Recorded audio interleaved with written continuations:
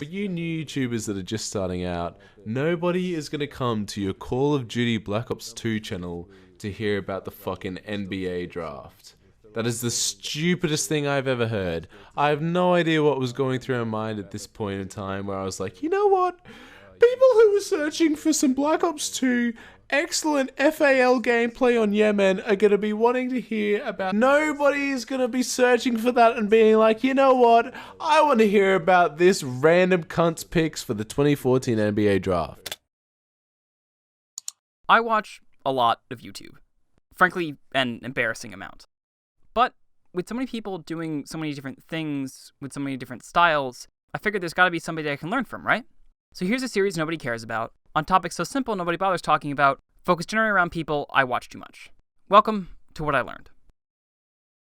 Objectively, there are hundreds of thousands of creators just like AstroKitty, all putting out the same type of content, all competing for a limited number of viewers, and all struggling to stay relevant in a system that's more indecisive than I am when writing sections of this script.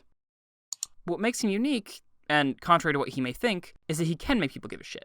More specifically, he makes me give a shit because of who he is and his brand. Now, when I say brand, I don't mean belonging to a multi-channel network like 100 Thieves or promoting a clothing brand like Cloak. While these certainly are factors in developing one, at least from my thorough investigations, to me, the most important aspect of it all is how creators present themselves to their audience and how they react. Do you feel more comfortable? Much like my favorite Outer Space Cat, creators like Markiplier and Jacksepticeye produce similar content, but manage to stand out from each other and others, in part, because of how they present themselves. Because I grew up with Mark's FNAF phase, I think of him as the multiple personality, game-loving king of Five Nights at Freddy's.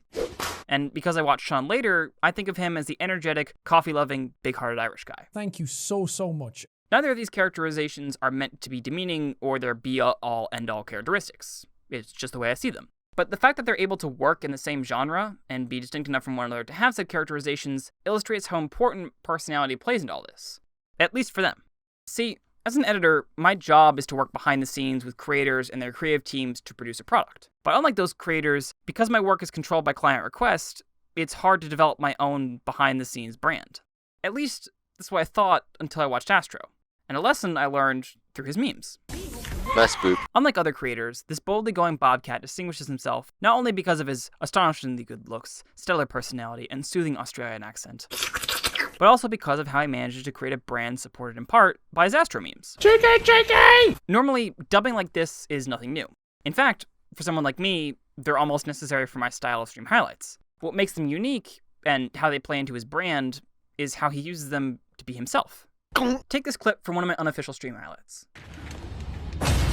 ディオほう向かってくるのか逃げずにこのディオに近づいてくるのかせっかく祖父のジョセフが私のザワールドの正体を試験終了チャイム直前まで問題を解いている受験生のような必死こいた気分で教えてくれたというのに近づかなきゃてめえをぶちのめせないんでなほうほうでは十分近づくがよい It's her favorite Pokemon.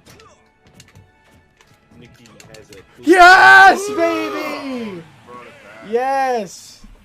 I'd explain the joke, but therein lies the problem. As someone who spent way too many hours watching buff dudes beat the shit out of each other with the power of their imaginary friends, I get the joke.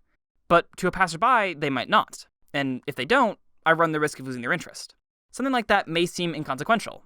And for someone like me who overthinks everything to the nth degree, that may be.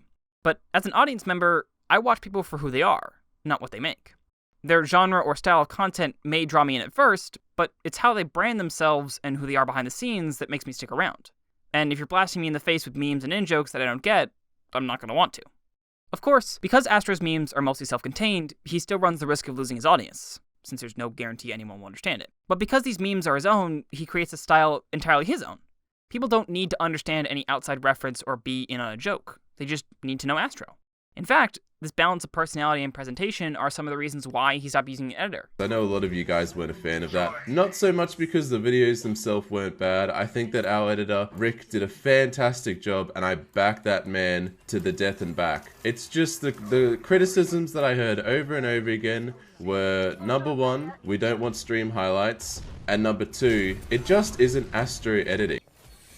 They used the same clips, had the same cuts, and imitated the same style, but any deviations didn't feel like him. they feel less Alex and more like AstroKitty. It's time to stop! It's time to stop! Stop it. Philosophical and poetic writing aside, what does this teach me about branding? Well, it teaches me that despite my role behind a camera, I can develop my own brand. When someone watches AstroKitty, they can tell the video is distinctly his, or at least somewhat different from the legions of others like him. In the same way, although you might not be able to see me behind the scenes, when I make something, I want to stand out. I'm not sure how I'll do it, and frankly, I have no idea where to start. When people watch me or what I make, I want them to look at me and say, that seems pretty random to me.